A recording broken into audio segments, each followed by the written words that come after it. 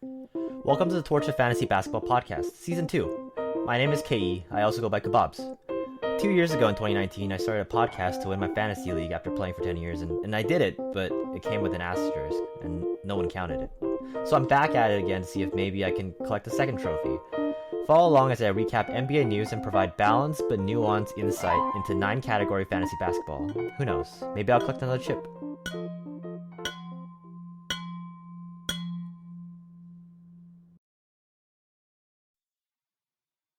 Yo! Hi! What's that? Welcome back to another episode. With me, your host, KE, Kebabs. Hey. Before I get started, as usual, I will do my little pluggy plug. Again, please check out the 3 different things. We have my Twitter. Please follow me on Twitter at torchffantasy. Torchffantasy is also the YouTube channel that I have posted videos of this podcast, and it'll be kind of like re-uploaded with fancy little green screened out little images of things happening, of pictures of people and things, and it'll be great. And then there's my Patreon. Cool. All right, check it. Let's do this.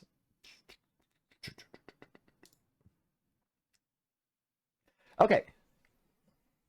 So just to get started, hope you guys are doing good in all your fantasy leagues. I know that the whole fantasy landscape is starting to get a little dry right now. The waiver wire is definitely shades of 40 days and 40 nights, with plenty of people kind of settling in and kind of getting used to like the flow of the game, and no one's really dropping their guys, and everyone's kind of just calming down. Everything is calming down. And yeah, so I mean, if you have people who are injured, all I can really hope for and wish for you guys is that that they're alternating. They're taking their time, taking their turns when they're going down. Maybe one person will go down and then another person will go down, and that way, hopefully you can tank through the painful parts of a season, because it is a long season, and this is why fantasy basketball is so tiring as it is. It's very tiring. It is because people go down and people get injured, and I have very good experience with that, and I can only hope that they alternate. If they aren't alternating, and if they're all going down at the same time, and you're that one unlucky fella, which will happen. So to you guys out there, there's probably someone who's, kind of biting the bullet for the team, for the whole league. Just remember that you can tank for a good amount. You can tank for however long you want, but after a certain point, you can't take no mo. Like you can't be taking no mo. That's just not how it works. All right. In which case I'll tell you to, try to win some efficiency categories. Categories that you can win without a lot of guys on the field, which are your field goal percentages, your free throw percentages, and your turnovers. Because hey, if you're taking multiple 2-7s to the face, to your friggin' face, that will effectively end your season, no matter how good your team is. All right. And I'm looking at you guys, Dame owners out there. I'm sorry. I know this is gonna hurt.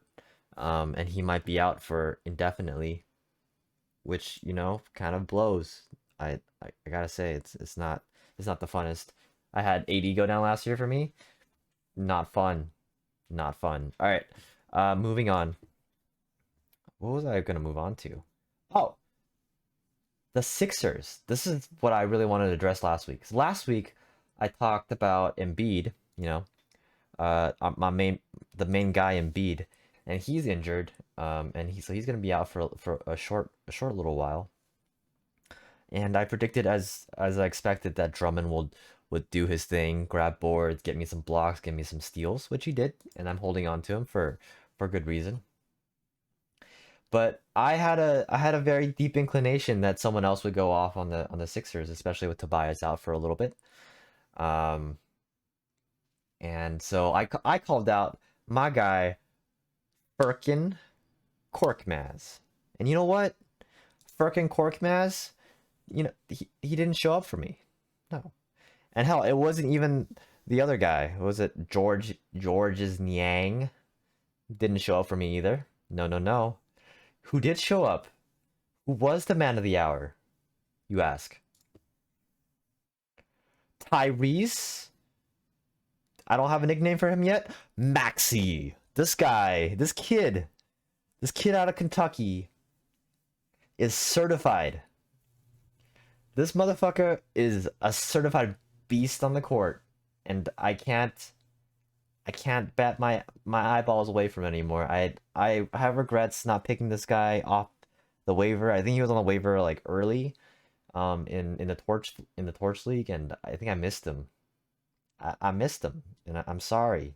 But if he's still on your waivers, I would definitely recommend you guys, you know, take a take a quick gander at his lines and immediately snatch him up because this guy's a certified beast and he is um, getting the minutes his way. Even despite Tobias Harris, I know Tobias is already back from his extended absence, and you know what? Tobias is probably gonna go off too. So Tobias owners out there, you guys probably should feel pretty good about yourselves. You guys are probably gonna do relatively well. Let me see. Let me see his averages. All right. Tyrese Maxey is averaging 52% from the field, 87 from the free throw line, 1.5 threes, 17.6 points, 3.6 boards, 4.6 assists, and almost a steal and a block with like 1.5 turnovers. That's a beautiful stat line if I ever saw one. Okay. Next up we have the Rockets. This is the conversation I was having with a friend this week. The Rockets, and how I boiled it down to is that the Rockets are in the very, very start of their rebuild. And they have very talented pieces. Very talented pieces. Jalen Green is... That kid's hungry, and I can tell that he wants it. In terms of fantasy, for the moment, I'm not saying to drop. If you guys want to hold on to your Rockets players, I totally understand. But I'm not saying to kind of to drop them. But what it's gonna happen. These kids, you're gonna have a bunch of kids, and they're gonna be throwing rocks, all right, and they're gonna be trying to just trying to get their way, claw their way up to in the NBA, and there's gonna be a lot of inefficient nights, and there's gonna be a lot of bad nights, and that's just the way it is. It's just that's the NBA, and these kids are trying to figure it out. But one day it's gonna take them to hit the nuke. When that nuke hits, it's just gonna implode. Maybe yes, some of these kids might get traded. Some of these guys might not be there. I'm looking at you. I don't know if Kevin Porter Jr. I don't know, man. It might not be you, buddy, but it could be you. But at some point in time, everything's gonna click, and when that time comes, I think the Rockets will have a good team on their hands. But for right now, just keep chucking those rocks, kids. You know, it's the way it is. Yes, it's the way you learn in the NBA. Oh, my guy Time Lord out here doing some juicy work. This guy was okay. I'm slowing down right here mostly because today's Monday and I'm doing this podcast and something happened, but I'll get into that. My man Robert Williams, I was doing a little research, is in every single rotation. Like this, the top 5 rotations of the Celtics all have Robert Williams, Robert Time Lord Williams as their focal point. And I think that's actually quite incredible, and it's kind of a testament to how important he is to the Celtics squad and their chemistry, and I think it's super important for them to get some dubs, Yeah, he's in 6 rotations, like top 6 rotations, which is crazy. That's an absurd amount of time. Unfortunately, today he actually, he got a little knee injury, so it is what it is. Brown's still down. My man Tatum. Tatum, step up. This is it. This is where you need to step up. This is where you this is where it's time for you to explode. Because motherfucking Time Lord isn't gonna be able to anchor down the team's defense anymore. It's time for Tatum to come back. All right, it's time, and the Celtics are gonna be very very are hurting a lot without Robert Williams. But hopefully, Stevens like rotational offense can figure it out. Oh yeah, and Schroeder too, I guess. Yeah, you do, man. You do, you, buddy. Oh wait, what the hell? You do, you, buddy. Schroeder is he's kind of scary in that picture. Anyways, moving on to waiver juice. It's time for the juice of this week. Like I said earlier, the waiver is kind of dry. Again, I want to revisit people I talked about last week in the waiver juice. Jordan Poole did solid, and I still expect him to continue to do solid. So no reason to drop him unless Klay Thompson, motherfucking Klay Thompson comes back and toasts the entire league. At which point, maybe consider dropping him. But at the moment, Jordan Poole he's looking good for the Warriors. The Warriors just look so good. The Warriors offense. Gary Payton the second is not someone I have on this list, and I think he's a really good basketball player. He might not pop on the stat sheet, which is what we're looking for at Torch Fantasy, but still a very good player. Grayson Allen, continuing to do surprisingly well, shooting a lot of threes, and putting up like consistent numbers and percentages. So can't really go on. Reggie Jackson still doing well. Batum is kind of on a little cold streak.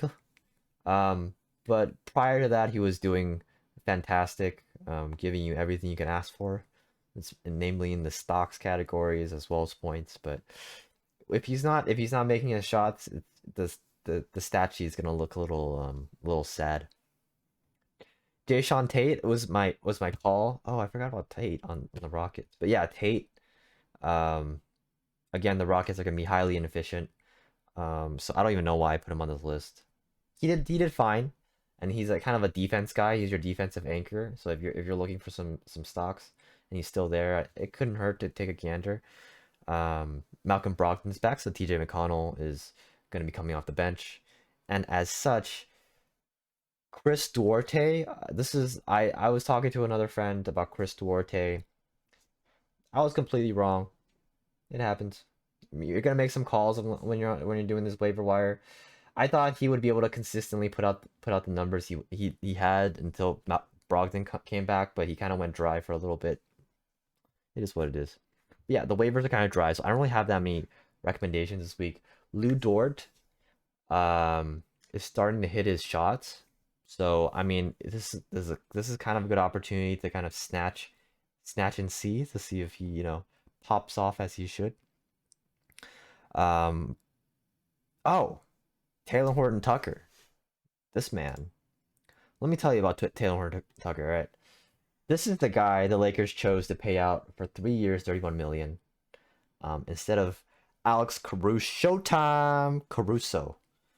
And we know that Caruso is kind of a beast, and we're seeing it happen live in the Windy City. But it's time to maybe just keep an eye on Taylor Horton Tucker. There's probably a very good reason why the Lakers decided to keep him, and I wouldn't be surprised if he goes off for the time being until the real king comes back. LBJ. Anyways, Dennis Schroeder, sure. If he's on the waiver, go grab him. He's gonna be fun, especially with Time Lord Robert Williams out. It could happen.